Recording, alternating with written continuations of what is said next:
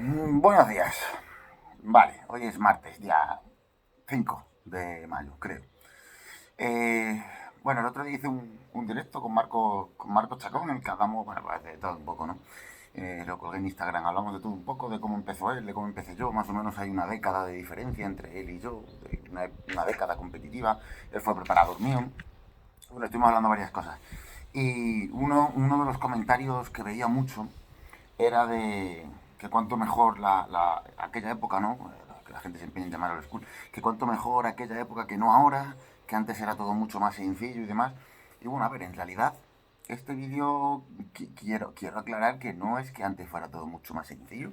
De hecho, antes era igual de sencillo que ahora. El único problema es que ahora la gente nos empeñamos en que para que algo sea eficaz y demás, pues tiene que ser complicado de entender o algo así.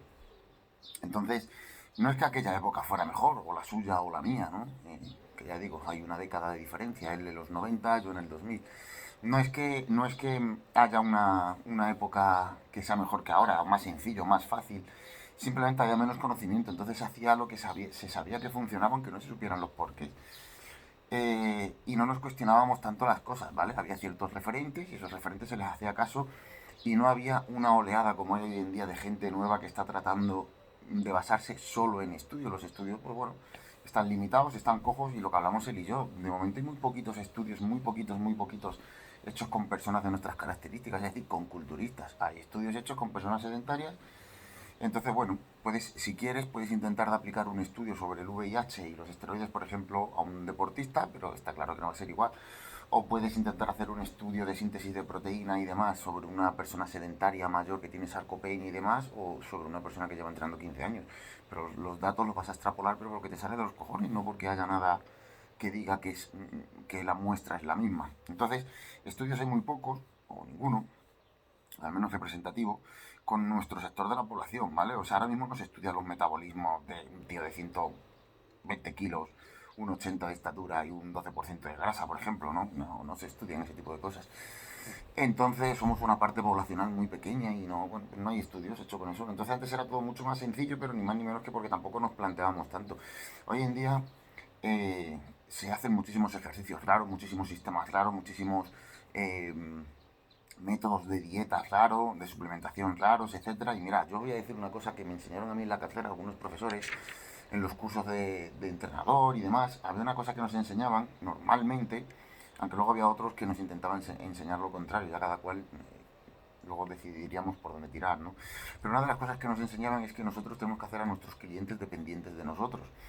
¿Qué quiero decir con esto? Es decir, si tú hablas de manera muy extraña cuando hablas con un cliente, de manera que el cliente no se ha enterado de nada, pero ha parecido que le has explicado la hostia y decir, joder, este tío cómo sabe, no me he enterado una puta mierda, pero cómo sabe. Pues bueno, al final te tiene que seguir contratando, por así decirlo, tiene que seguir necesitando de tus servicios para poder seguir porque no se ha enterado una puta mierda. Lo mismo sucede con los ejercicios. No sé si habéis visto los entrenadores personales que hacen ejercicios muy raros, ¿no? Es decir, sentadillas sobre un balón o muchas cosas que necesitan una propiocepción y tal muy grande que no es lo óptimo para trabajar fuerza. Si estás trabajando fuerza no puedes estar centrado, tu cerebro no puede estar centrado en mantener el equilibrio a la vez que, bueno, un montón de cosas de estas, ¿no? Entonces aparecen un montón de ejercicios raros, ejercicios incluso lesivos, ejercicios tal, que todos tienen una cosa en común, que es hacer al cliente dependiente del entrenador. ¿Por qué? Porque un entrenador que te dice extensión de cuádriceps 4 de 12 subiendo peso la última al fallo, sentadilla multipower mismo sistema 4x8, prensa mismo sistema 4x15 y zancada mismo sistema 3x16 pasos, por ejemplo, dices tú, joder, pues para eso me haces falta. Bueno, puedes pensar así si quieres, que para eso no te hace falta. Yo creo que en realidad los profesionales nos hacen falta para cuando a nosotros se nos escapa algo. Es decir, lo más sencillo para nosotros, por lo menos para mí, es poner una dieta. Es muy sencillo, incluso poner una dieta. Tú pones una dieta y luego vas haciendo feedback y vas haciendo las correcciones según esos feedback. Lo complicado es, pues bueno, pues cuando alguien te viene y tiene un hipotiroidismo subclínico y te dice, joder, ¿por qué puede ser esto? ¿A qué se puede deber? ¿O cómo podemos intentar revertirlo?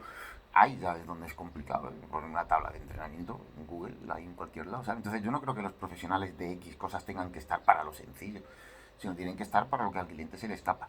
¿Qué sucede? Que muchos entrenadores personales quieren estar ahí o quieren ser imprescindibles para lo más sencillo, que es un simple entrenamiento. Entonces, bueno, te ponen ejercicios sobre el balón, esto, lo otro, y eso es lo que nos enseñan, que tenemos que hacer a nuestros clientes dependientes de nosotros, en los cursos estos. Pero, por ejemplo, yo tuve un profesor que era más honesto, y él decía que él veía una gilipollez que una persona tuviera que pagar un gimnasio pues para hacer ejercicios en un balón, con unas espalderas y una puta esterilla en el suelo. Que para qué cojones va a pagar una instalación con determinadas maquinarias y va a usar eso. Que no tenía sentido ninguno. Y yo soy de los que opina eso. Es decir, si yo te pongo una tabla ahora mismo en la que te pongo ese tipo de ejercicios que bueno, su eficacia es bastante limitada, pero que desde luego necesitas que esté yo delante para que te los pueda explicar, corregir, y necesitas pagar un entrenador personal para que te lo explique y te pueda corregir. Pues bueno, hacemos eso, hacemos una sociedad dependiente, ¿sabes? Aquel que te dice, no, si quieres que te crezca el pecho, haz press de banca. Bueno, no necesitas mis servicios, press de banca le sabes hacer. Pero si yo te digo, no, para que te crezca el pecho tienes que aislarlo de tal manera, con tal angulación, con tal esto, con tal lo otro, tal, pues bueno, pues ya entonces tendrás que contratar un entrenamiento personal para qué cojones te estoy queriendo decir. ¿Por qué digo todo esto? Porque antes era igual de sencillo que ahora. Lo que pasa es que ahora hay una vertiente de chavales que han acabado la carrera. Más curiosamente, casi todos estos chavales, yo los miro, han intentado o están intentando construir un físico y demás. Y es curioso, casi ninguno llega a ello, ¿vale? ¿Por qué? Porque según los estudios hay ciertas cosas que hacen los culturistas que son una burrada, pues como comer 10.000 calorías, como comer 8 veces al día, como pues eso, entrenar a lo mejor 25 series al fallo. No, hay que hacer 4 series al fallo y si puede ser con RIR mejor, ¿no? Una repetición en la recámara, por así decirlo. Hay que dejar, yo qué sé, la síntesis proteica se da durante 72 horas, entonces hay que hacer frecuencia 2. Ya la frecuencia 2 pues porque has entrenado unos entrenamientos de mierda, porque ya te digo yo que hay según qué entrenamientos que no puedes hacerlos 2 veces a la semana. Y bueno, y suma y sigue, ¿sabes? Y sobre todo no ya es el entrenamiento, es el sujeto que lo está haciendo. O sea, un sujeto que ahora mismo te pese 120 kilos y tal. El otro día se lo preguntó a Marco Chacón, que cómo fue su entrenamiento habitual de toda la vida. Y él dijo, pues eso, que entre 4 y 6 ejercicios por músculo, la última serie al fallo, descansando bastante entre series, pero para hacer una serie al fallo bien hecha, con 2 cojones. Es como he entrenado yo también y tal. Hoy en día parece que eso está pasado de moda, parece que si entrenas así estás desfasado, pero sin embargo, todos los grandes de este gremio han entrenado así.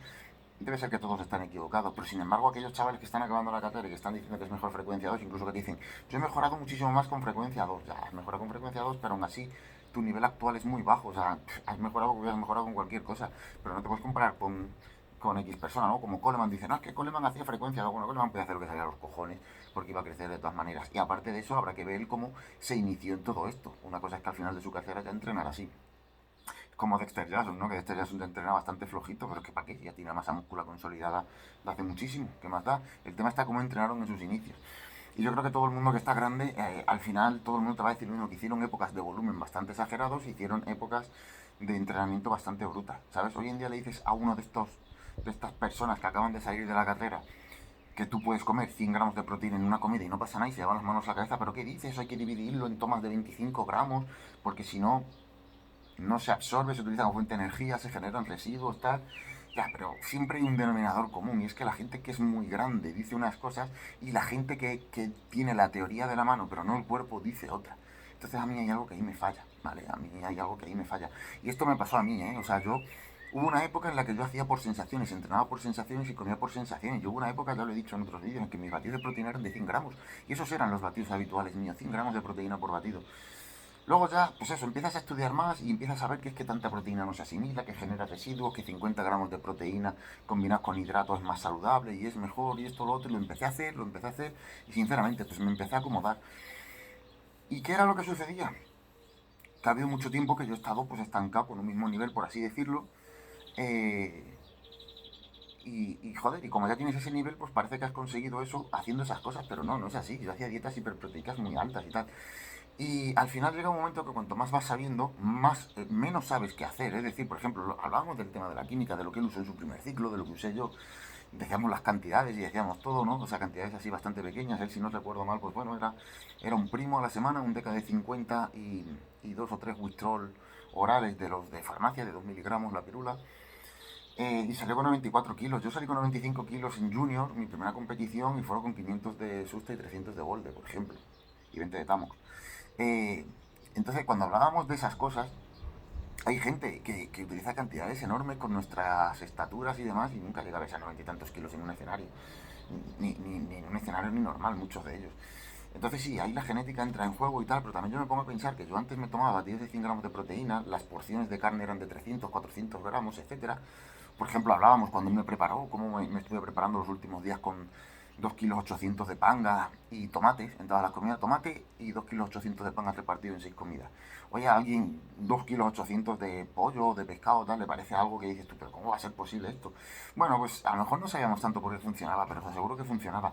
Y hoy en día nos creemos que sabemos las cosas que funcionan porque se hacen estudios con muestras poblacionales porque son irrepresentativas, son irreales para nosotros, no tienen ningún sentido, pero bueno, las creemos y las afirmamos.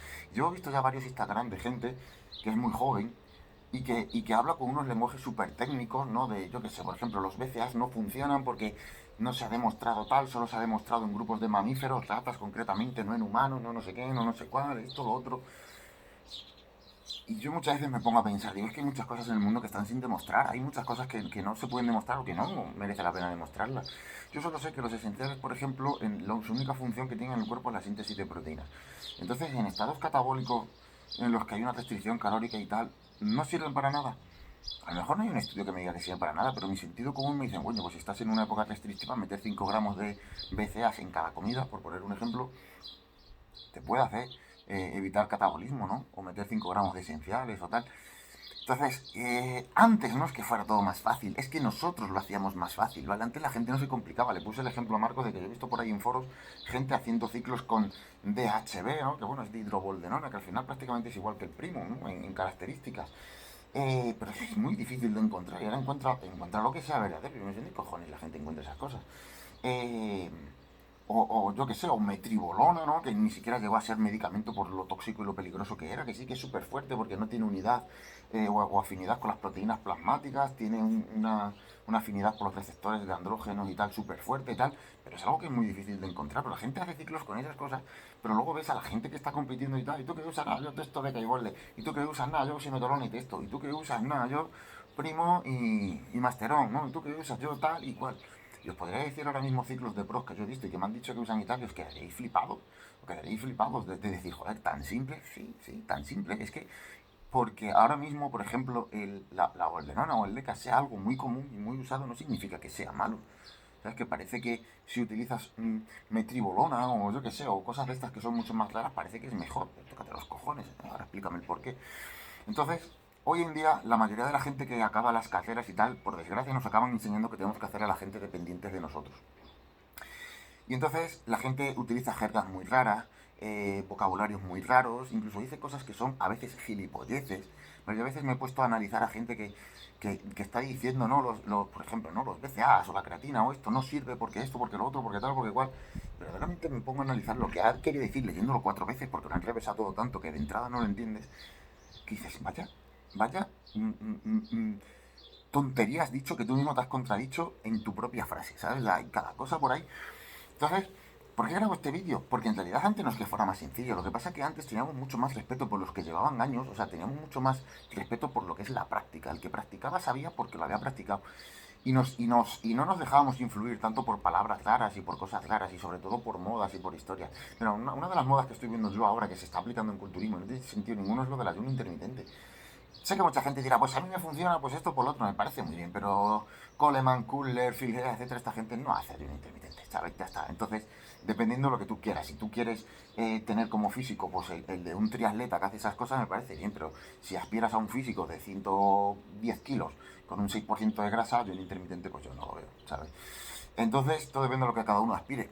Pero complicamos todo tantísimo y se ponen tantísimas cosas de moda, ¿sabes? Me hacen unas preguntas de, ¿qué opinas de la autofagia? Bueno, la autofagia, puedo opinar muchas cosas de la autofagia, pero desde luego si estás haciendo culturismo, olvídate de la autofagia, por lo menos para crecer.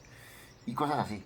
Entonces, hoy en día eso, la gente quiere hacer a la clientela común dependiente de ellos mismos y me parece bien, es una manera de sobrevivir. Pero también se pueden hacer dependientes mediante otros motivos, ¿no? Simplemente solucionándoles dudas prácticas, en realidad, o haciéndole la vida fácil, en realidad. Entonces, no es que cuando yo empecé en esto fuera más fácil, de hecho era igual de complicado que ahora. Lo que sí que había era menos conocimiento y nos fiábamos más de las sensaciones. Cosas que yo he olvidado durante 6 7 años, me he dejado de guiar por las sensaciones y me he empezado a guiar por lo que estaba estudiando y ya el año pasado descubrí que es un fallo muy gordo. Y descubrí que es un fallo muy gordo porque me lleva a tener incluso problemas de salud. Y os aconsejo que muchas veces os guiéis más de vuestras sensaciones que de lo que diga un estudio o alguien que sabe por estudios, porque vuestras sensaciones no quieren hacer nada para mentiros, el resto de gente quizás sí.